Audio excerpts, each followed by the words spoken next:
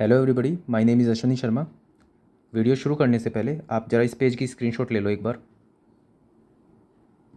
तो आज की इस वीडियो का ऑब्जेक्टिव है कि अब तक हमने टेक्निकल में कितने टॉपिक्स कवर कर लिए हैं, एक बार उनको देखना।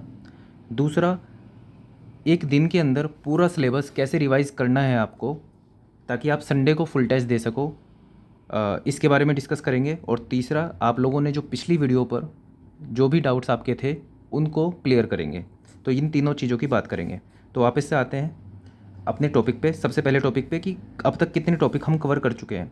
तो अभी जो आपने स्क्रीनशॉट लिया है, ये पिछले 31 डेज़ में जो हम टॉपिक हमने कवर किए हैं उन सब की लिस्ट है, आप इसको देख लेना।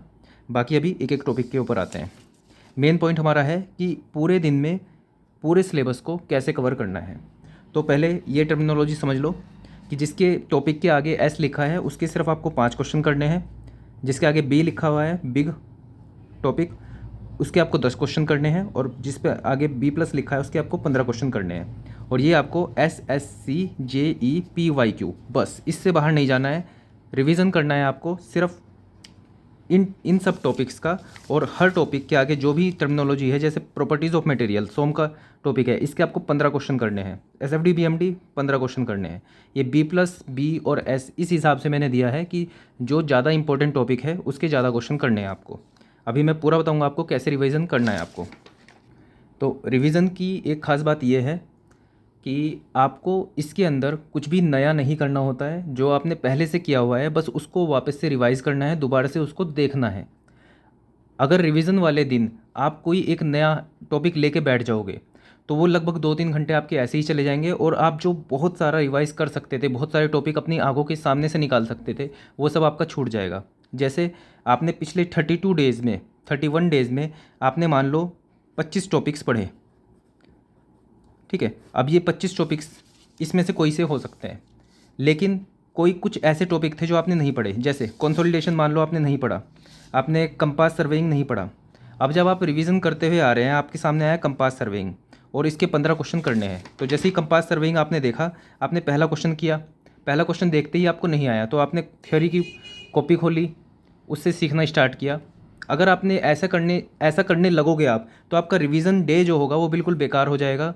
लगभग कंपास सर्वेइंग में आप 2 घंटे लगा लोगे, और उसके बाद फिर आपके मन में ये आएगा कि यार अब कैसे होंगे पूरे दिन में ये सब टॉपिक्स। तो रिवीजन का मेन मकसद ये है कि जो आप पढ़ चुके हो। रिवीजन का मतलब ये नहीं है कि जैसे आपने 25 टॉपिक्स किए हैं, 100 टॉपिक्स आपने अब तक देखे ही नहीं है, तो 100 टॉपिक का कोई मतलब नहीं है। ये जो 25 किए हुए हैं, भले ही आपने 10 टॉपिक किए हों, रिवीजन का सिर्फ इतना मतलब है जो आपने किया हुआ है उसको फिर से देखना, वो जो आपने पढ़ा था उसको वापस से रिवाइज़ करना, जो कॉन्सेप्ट आपने सीखा था फिर से उसको देखना, जो फॉर्मूले आप शायद पहली बार किए थे आपको याद नहीं हो पाए, दोबारा से पढ़ के उनको याद करना। रिवीजन का सिर्फ इतना मतलब है। अगर रिवीजन वाले दिन आप कुछ नया उठा रहे हो तो वो रिवीजन डे आपका सक्सेसफुल नहीं हो पाएगा। तो अपने आप के ऊपर कंट्रोल रखना है, क्योंकि ये सबसे बड़ी दिक्कत यहाँ पे यही आती है। रिवीजन करते हुए हम कोई एक ऐसे टॉपिक में उलझ जाते हैं जो हमने आज तक छुआ ही नहीं था, या फिर हमने सोचा था कि इसको करेंगे। उसको रिवीजन डे वाले दिन नहीं छूना है बिल्कुल भी। रिवीजन डे वाले दिन सिर्फ उस टॉपिक को लेना है आपको जो आपने पढ़ा हुआ है। तो अब जैसे सोम के अंदर प्रॉपर्टीज़ ऑफ मटेरियल, अब आगे ध्यान रखेंगे इस चीज़ का कि जो मैंने बी प्लस लिखा है तो इसके आपको 15 क्वेश्चन करने हैं। रिवीजन कैसे करोगे आप? रिवीजन की अभी के लिए, आज के दिन के लिए आप ऐसे करोगे, सैटरडे आपका है और संडे को आपको फुल टेस्ट देना है। तो फुल टेस्ट से पहले आपकी पूरी अच्छे से तैयारी होनी चाहिए। और ध्यान रहे कि ये टेक्निकल रिवीजन डे है। आज आप ना तो जीके करोगे और ना ही रीजनिंग करोगे। टेक्निकल की सबसे ज़्यादा वैल्यू है अब नए पैटर्न के हिसाब से। और दूसरा कि पहले कन्वेंशनल हो जाता था तो टेक्निकल फिर भी थोड़ा साइड में कर सकते थे हम, क्योंकि कन्वेंशनल के क्वेश्चन लगभग हमें पता होते थे। लेकिन अब क्या होगा, एक एक क्वेश्चन की वैल्यू होगी। वो जो कन्वेंशनल के 15 नंबर हमें ऐसे ही मिल जाते थे किसी आसान क्वेश्चन से, अब उसके 15 नंबर हमें कमाने पड़ेंगे 5 क्वेश्चन से, ठीक है। तो इसलिए आपको बहुत अच्छे से टेक्निकल पढ़ना पड़ेगा। तो आज आप पूरा रिवीजन टेक्निकल का करोगे। अब कैसे करोगे? देखो, आप सोम स्टार्ट करोगे, आप इसके अंदर इंडिविजुअल टॉपिक काउंट करोगे। तो जो बी प्लस वाले हैं, मतलब जिनके आपको हर टॉपिक के 15 क्वेश्चन करने हैं, वो 16 टॉपिक होंगे, 240 क्वेश्चन होंगे उसके अंदर। जो सिर्फ बी वाले हैं, जो थोड़े मीडियम जिनकी इंपॉर्टेंस है, वो 80 क्वेश्चन है और जो स्मॉल वाले हैं वो 170 क्वेश्चन। लगभग आपके 500 क्वेश्चन हो जाएंगे। ये आपका एम ये होना चाहिए कि आपको 1 घंटे के अंदर 50 क्वेश्चन करने हैं। जब एसएससी जेई का प्री होगा उसमें तो लगभग आपको 1 घंटे के अंदर 100 क्वेश्चन तक कंप्लीट कर देने हैं टेक्निकल के, ठीक है। 50 से तो ज़्यादा ही करने होंगे और उसी लेवल के क्वेश्चन आपको, क्योंकि आप एसएससी जेई की पीवाईक्यू ही करोगे इन सब के लिए। हाँ, इस चीज़ के लिए आप ये जो रिवीजन होगा कल वाला, इसके लिए आप ना वाईसीटी को कुछ भी छुओगे और ना कोई टेस्ट सीरीज छुओगे। आपको सिर्फ क्या करना है, जो आप पढ़ लिया है आपने, आपकी याददाश्त में वो है भी कि नहीं, वो आपको देखना है और रिवाइज़ करना है। आपको ज़्यादा चीज़ें रिवाइज़ करनी है, ऐसा नहीं है कि कुछ नया सीख लोगे। बस जो आपको आता है उसको देख लेना है आपको, कि अगर थोड़ा सा भूल रहे होंगे आप तो वापस से आपको अपनी कॉन्शियसनेस में ले आना है उसको। तो 1 घंटे में 50 क्वेश्चन का आपको एम रखना है। 1 घंटा 50 क्वेश्चन करोगे और उसके बाद थोड़ा रेस्ट ले लेना, फिर से 1 घंटा 50 क्वेश्चन। इस तरह से आपको 10 सीटिंग अगर जो आप लगा लोगे, ठीक है, 10 घंटे की आपकी ये पढ़ाई हो जाएगी। मैं ये मानता हूँ ये बहुत आइडियल हो जाएगा। आप इवन अगर आप 7 सीटिंग भी कर लोगे, मतलब 7 सेट भी लगा लोगे 50-50 क्वेश्चन के, वो भी आपका दिन सफल हो जाएगा। अगर आपने इतना भी कर लिया तो मैं ये दावा कर सकता हूँ कि अभी तक आपने जितनी भी तैयारी की होगी, ये आपका सबसे एफिशिएंट डे होगा अगर आपने 7 सेट भी इस तरह से लगा लिए। कैसे करोगे आप? ऐसे कर सकते हो आप, 2 B+ टॉपिक ले लेना, ठीक है, एक आप बी टॉपिक ले सकते हो और एक आप 3, 4, 5 2 स्मॉल टॉपिक ले सकते हो। इस तरह से आप ले सकते हो। तो आप ये कर सकते हो, जैसे प्रॉपर्टीज़ ऑफ मटेरियल और एसएफडी बीएमडी, ये दोनों ले लिया आपने, ठीक है, एक स्मॉल ले लिया, इसके अंदर 2 स्मॉल ले लिए और उसके बाद एक इंडिटरमिनेसी। मतलब इस तरह से आप कॉम्बिनेशन बना के खुद से पढ़ सकते हो।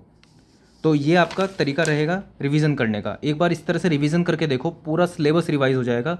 क्योंकि रिवीजन वाले दिन हम यही सोचते रह जाते हैं किस चीज़ का रिवीजन करें। बिल्कुल टू द पॉइंट आपको किताब उठानी है और रिवाइज करना शुरू करना है। बिल्कुल ये दिमाग में नहीं लाना है कि ये तो बहुत आसान सी चीज़ है, कंपास सर्वेइंग तो पढ़ा हुआ है मैंने, प्रॉपर्टीज़ ऑफ मटेरियल तो पढ़ा हुआ है, कोई बात नहीं। जिस टाइम पे एग्ज़ाम में बहुत कम टाइम में बहुत सारे क्वेश्चन करने होते हैं ना, तो उस टाइम पे दिमाग से स्लिप होती हैं चीज़ें। तो आपको यही इसी चीज़ की प्रैक्टिस करनी है। आपको ये 7-8 सेट लगाने हैं अपने 50-50 क्वेश्चन के टाइम के हिसाब से। ये मेरा आइडिया है आप लोगों के लिए, आप इसको चेंज कर सकते हो। आप 1.5 घंटे के अंदर 100 क्वेश्चन करने की कोशिश कर सकते हो, वो अपने हिसाब से कर सकते हो, आपके पास जिस तरह से भी टाइम होगा। एक बार इस तरह से आप ट्राई करके देखना, पूरा रिवाइज हो जाएगा और आपको ऐसा लगेगा, लिटरली आपको ऐसा लगेगा कि ऐसी पढ़ाई आपने कभी भी नहीं की होगी आज तक।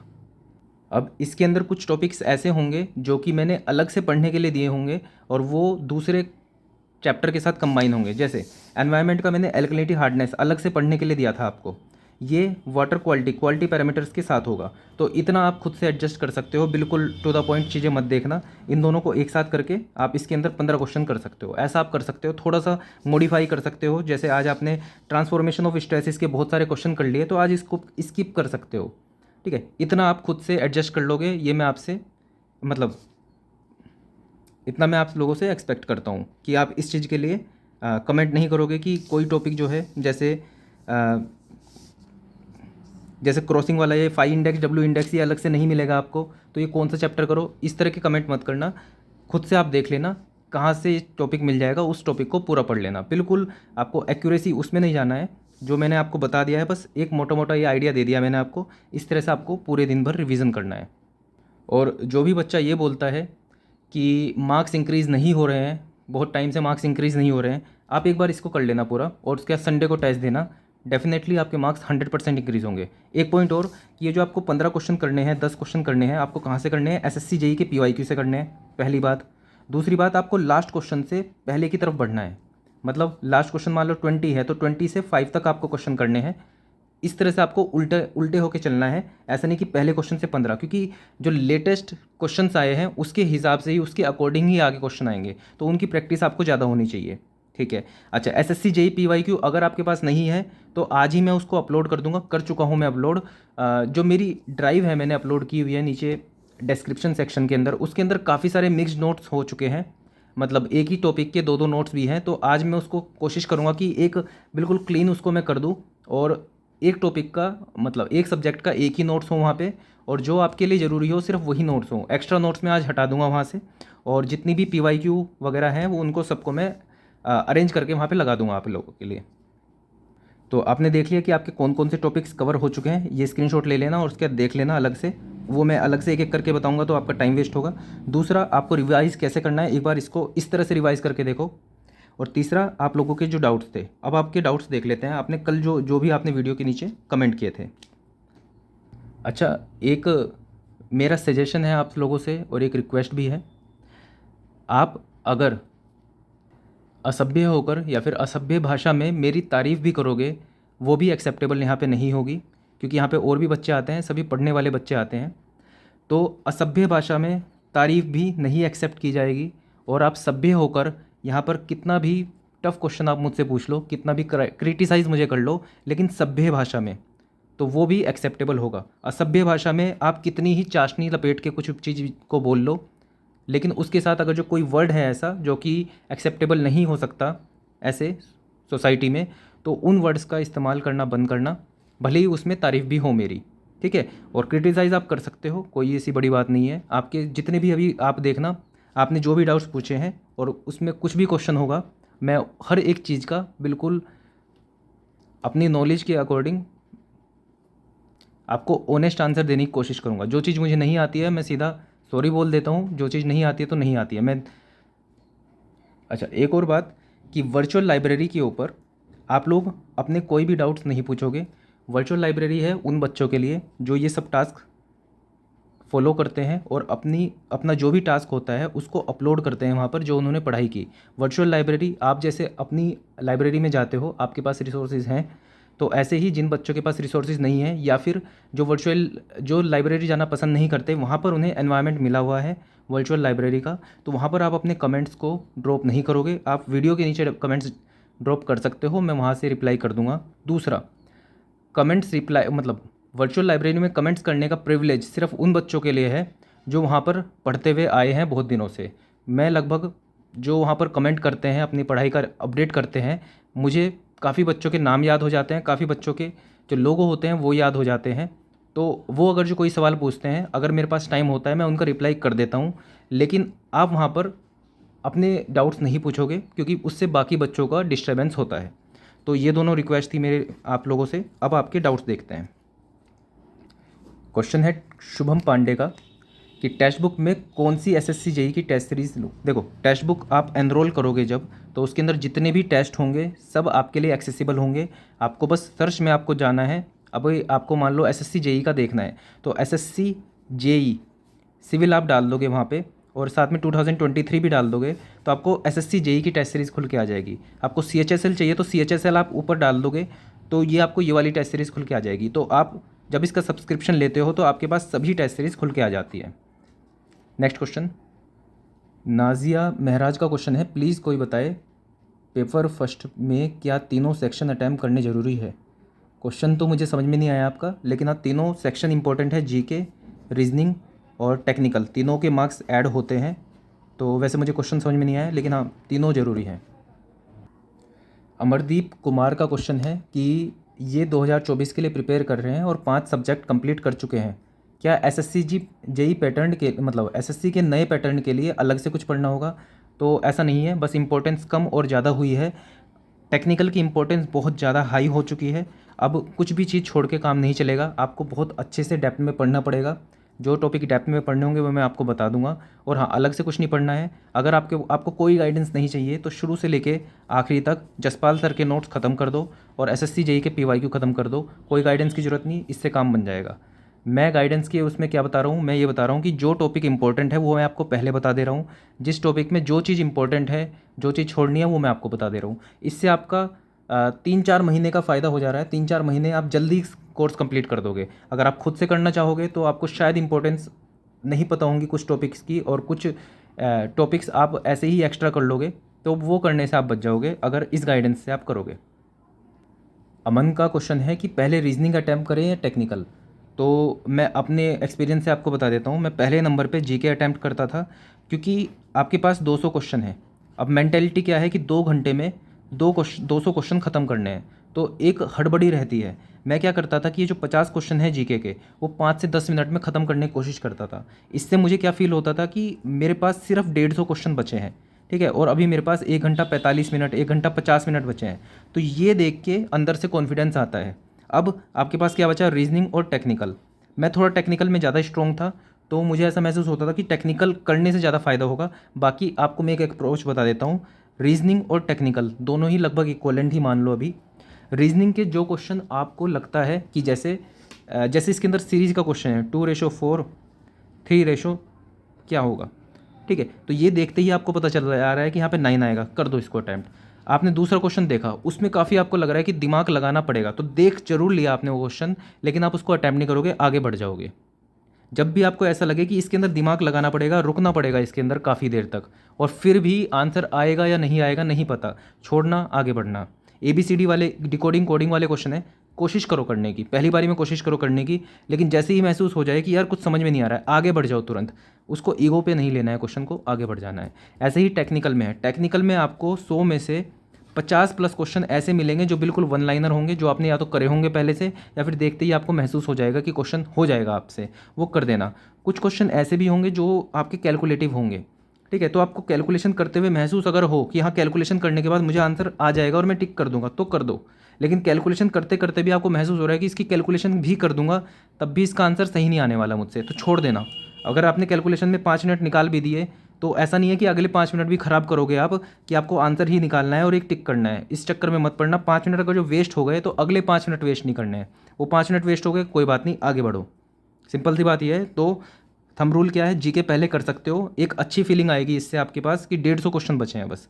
फिर रीजनिंग और टेक्निकल में से वो क्वेश्चन कर सकते हो जो जल्दी जल्दी आपसे हो रहे हैं, क्योंकि जितना कम टाइम में आप जितने ज़्यादा क्वेश्चन कर दोगे आसान आसान वाले, तो आपको कॉन्फिडेंस होगा, फिर आप और क्वेश्चन एक अच्छे एटीट्यूड के साथ, कॉन्फिडेंस के साथ कर पाओगे। नेक्स्ट क्वेश्चन, गौरव शर्मा बोलते हैं YCT AE का लिंक, ठीक है, मैं जितनी भी PYQ हैं नई वाली YCT का भी मैं लिंक पहले उसको ड्राइव में डाल के सही से, जितनी भी PYQ हैं सबका लिंक मैं आपको प्रोवाइड कर दूंगा, या तो यहाँ पर प्रोवाइड कर दूंगा या फिर टेलीग्राम ग्रुप द सिविल बंदा, यहाँ पर प्रोवाइड कर दूंगा आपको।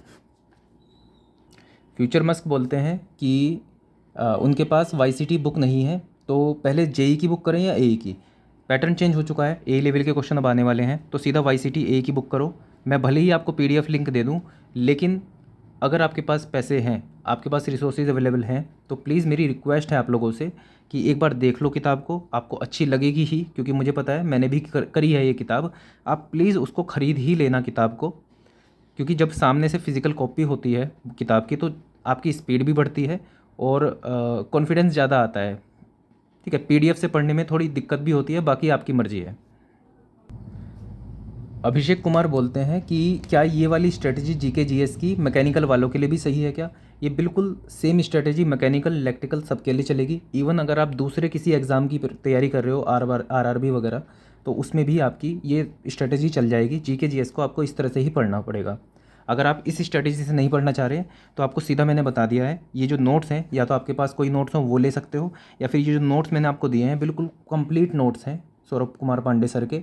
आप इन नोट्स को पढ़ लो शुरू से लेकर आखिर तक, और जितनी बार पढ़ सको उतनी बार पढ़ लो, इससे आपका काम बन जाएगा। इसके साथ साथ ब्लैक बुक से PYQ कर लेना, उतना बहुत है। MN011 बोलते हैं कि सौरभ कुमार पांडे सर के हिंदी में नोट्स, मेरे पास हिंदी में GK के नोट्स थे, वो मैं अपलोड कर चुका हूँ। सौरभ कुमार पांडे सर के शायद नहीं है मेरे पास नोट्स हिंदी में, आइडिया भी नहीं है मुझे कि उनके हिंदी में नोट्स होंगे कि नहीं होंगे। जो भी नोट्स होंगे मैं उसका लिंक यहाँ पे प्रोवाइड कर दूंगा, आप उससे देख सकते हो वो नोट्स अगर जो आपको अच्छे लगें तो। निखिल व्यास बोलते हैं कि DDA JEE के लिए भी गाइड, DDA JEE के लिए मैंने सेपरेट वीडियो बना रखी है। DDA JEE के लिए पूरी उसके अंदर मैंने स्ट्रेटजी बताई है कि कैसे आपको पढ़ना है। वो आप स्क्रॉल करोगे नीचे वीडियो में तो आपको थंबनेल पे ही दिख जाएगा DDA JEE, तो वहाँ से आप देख सकते हो। नेक्स्ट क्वेश्चन है नो कंसर्न का, कि CHSL का क्वेश्चन पेपर कैसे मिलेगा। देखो सिंपल, टेक्स्ट बुक की टेस्ट सीरीज़ में जाओ आप, उसके बाद ऊपर सर्च का एक ऑप्शन होगा, वहाँ पर डालना SSC CHSL। जैसे ही वो आप ओपन करोगे, मतलब इस पर क्लिक करोगे, आपके पास यहाँ पे टेस्ट सीरीज़ खुल जाएगी। अब उसमें आप यहाँ पर आप बहुत सारे आपके पास टेस्ट दिखेंगे, और वहाँ पे लिखा होगा Tier 1 Tier 2 कौन से साल का है, तो वहाँ से आपको सभी शिफ्ट वाले पेपर मिल जाएंगे। SR 1965 का क्वेश्चन है कि इन्होंने डिप्लोमा किया है 2017 में, पास आउट हैं BTech के 2020 में, कोई एक्सपीरियंस नहीं है, लास्ट अटैम्प्ट है इनका। ये पूछना चाहते हैं कि फॉर्म किससे फिल करें, क्योंकि पिछली बार फॉर्म रिजेक्ट हो गया था। ठीक है, देखो इस बारे में नॉलेज मुझे बहुत कम है। ये जो मैं टेक्निकल की आपको सारी नॉलेज दे देता हूँ क्योंकि ये मैंने खुद से एक्सपीरियंस किया है सब कुछ। और ये जो जैसे ओबीसी सर्टिफिकेट हो गया, कास्ट सर्टिफिकेट हो गया, या फिर माइग्रेशन, मतलब ये सब चीज़ें जो हैं ये मेरे एक्सपीरियंस से बिल्कुल बाहर हैं। मैं पढ़कर वीडियो देखकर आपको सजेस्ट भी कर दूं, लेकिन ये बिल्कुल आपके फ्यूचर की बात होगी, तो मैं इसलिए उस टॉपिक पे नॉलेज नहीं देता हूँ, ज्ञान नहीं देना चाहता जो मुझे नहीं पता है।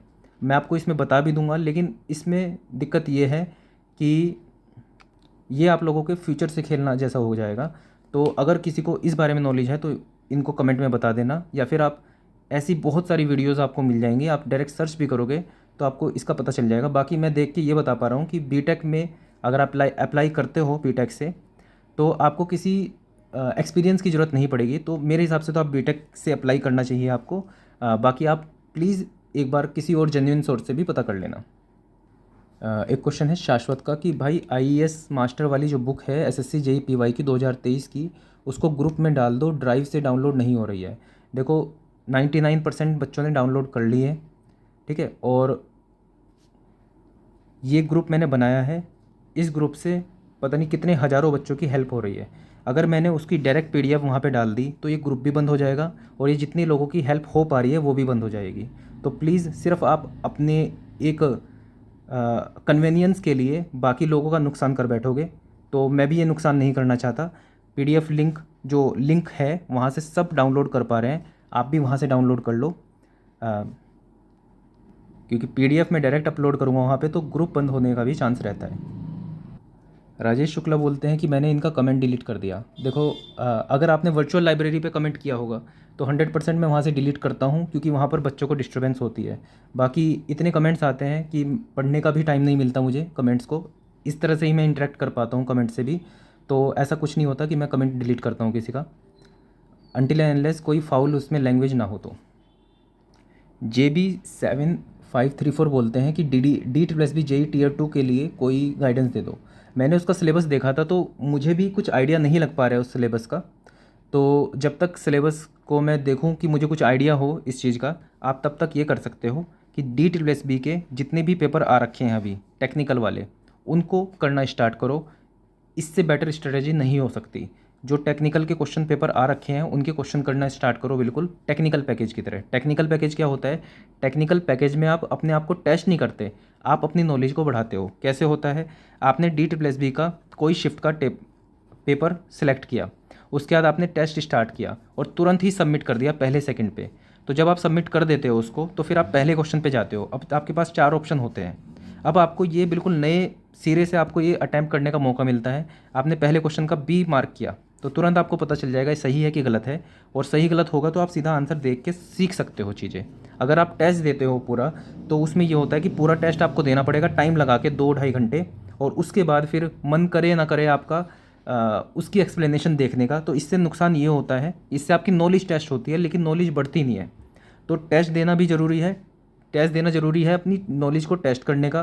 प्लस ये कि आपने जो कॉन्सेप्ट पढ़े हैं आप अप्लाई कर पा रहे हो क्या प्रेशर के अंदर, ठीक है। लेकिन आपको टेक्निकल पैकेज में सीखने का मौका मिलता है कि जो आपने क्वेश्चन आपने कॉन्सेप्ट सीख लिए हैं, ठीक है, उसमें आपको क्या ऐड ऑन करना है या फिर कोई नई चीज़ है वो आप कैसे सीख सकते हो। तो आप डी++ के जितने भी अब तक पेपर आ चुके हैं टेक्निकल के, उनको as a technical package attempt कर सकते हो। बाकी जैसे ही मुझे थोड़ा आइडिया हो जाएगा इसके सिलेबस के बारे में, मैं अलग से एक सेपरेट वीडियो बना दूंगा।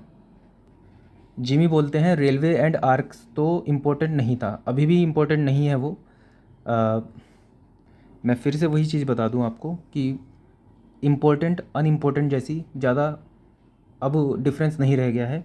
आपको बस ये देखना है किस टॉपिक को आपको डेप्थ में जाके पढ़ना है और किस टॉपिक को आपको बिल्कुल सुपरफिशियली पढ़ना है। जैसे डिफ्लेक्शन के क्वेश्चन स्मॉल में डाले हैं मैंने, मतलब आपको जस्ट इसके फॉर्मूलेस पता होने चाहिए, ठीक है। क्योंकि जितना आपको टाइम मिलेगा उसके हिसाब से आप फॉर्मूले वाले क्वेश्चन ही कर पाओगे। अगर उसने पूछ लिया मोमेंट एरिया डायग्राम वाला कोई टफ क्वेश्चन पूछ लिया तो आप वैसे भी नहीं कर पाओगे। बेसिक पता होगा आपको उसका, तो आप बेसिक वाला क्वेश्चन कर पाओगे। लेकिन कुछ टिपिकल क्वेश्चन उसमें पूछ लिया गया तो आप दिमाग लगा के भी आप उसको नहीं कर पाओगे, भले ही आपको टॉपिक भी आता होगा। तो मैं जो आपको टॉपिक दे रहा हूँ मैं आपको सभी टॉपिक करने के लिए दूंगा, लेकिन मैं इस चीज़ का ध्यान रखूँगा जो थोड़े कम इम्पोर्टेंट टॉपिक हैं उनको जिनको सुपरफिशियली ऊपर ऊपर से पढ़ना है उनके लिए मैं अलग से आपको बताता हूँ कि इनको सिर्फ एसएससी जेईई के पीवाईक्यू कर लो, और जो टॉपिक बिल्कुल डेप्थ में पढ़े जाते हैं उनको मैं बोलता हूँ कि आपको नोट से पढ़ने हैं। आई होप आप समझ गए होंगे आंसर। शिवम कुमार गुप्ता बोलते हैं कि सर आप 2 क्वेश्चन एटलीस्ट डेली ऐड कर सकते हो KTSC के, बस क्वेश्चन का स्क्रीनशॉट ग्रुप में डाल दो। ऐसे काफ़ी मेरे पास सजेशंस आते हैं। पॉइंट ये है मेरा इसमें कि आपने कुछ ये बताया और बच्चे ने भी और कुछ बताया है, ऐसे बहुत सारी चीज़ें होती हैं जो ऐड ऑन हो जाती हैं। ये जो आपको यकीन नहीं होगा, ये मैं जो इतना करिकुलम बनाता हूँ इसमें भी बहुत सारा टाइम लग जाता है, और मैं अपने भी बहुत सारे काम करता हूँ, स्टिल मैं इसके लिए टाइम निकालता हूँ ताकि आप लोगों का फ़ायदा हो सके। तो और ज़्यादा प्रेशर पड़ेगा मेरे ऊपर तो मैं ये करना भी मेरे लिए मुश्किल हो जाएगा। तो प्लीज़ आप अपने हिसाब से कर सकते हो, जो मैं कर पाऊँगा वो मैं कर दूँगा। बाकी मैंने लगभग ये जितने भी टॉपिक हैं सभी पे तो नहीं, लेकिन मोस्ट ऑफ दी टॉपिक पे मैंने वीडियोस बनाई हुई है। उसमें मैंने एसएससी जेईई के टॉपिक्स भी लिए हुए हैं, उसमें मैंने गेट के क्वेश्चन भी पढ़ाए हुए हैं, उसमें मैंने ईएससी के क्वेश्चन भी सोल्व किए हुए हैं। तो आप वो टॉपिक्स वो वीडियोज़ को रिफ़र कर सकते हो।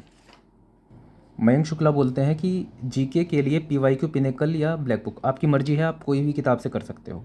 ज्योग्राफी का क्वेश्चन सीरीज़ नहीं मिल रहा है, प्लीज़ हेल्प। ये आपको पिन कमेंट में मैंने ब्लैक बुक डाल दी थी, उसके अंदर आप ज्योग्राफी के टॉपिक्स हैं उस पे जाओगे आप, शुरू के कुछ पेजेस अलग से हैं उनकी नंबरिंग, और उसके बाद फिर से 1 2 3 4 से स्टार्ट होता है। तो शायद यही दिक्कत आ रही होगी आपको, अब आपको मिल जाएगा। सिद्धार्थ रजौरिया बोलते हैं आई थिंक जीके का वेटेज बढ़ गया है, क्योंकि पहले प्री में कितने भी मार्क्स ले आओ मेंस सब कुछ बदल देता था। इस बार प्री में 5 मार्क्स का भी एज भी डिसाइडिंग फैक्टर होगा। आप इसको इस तरह से समझो, पहले जीके का इतना था और टेक्निकल का भी इतना ही था, ठीक है।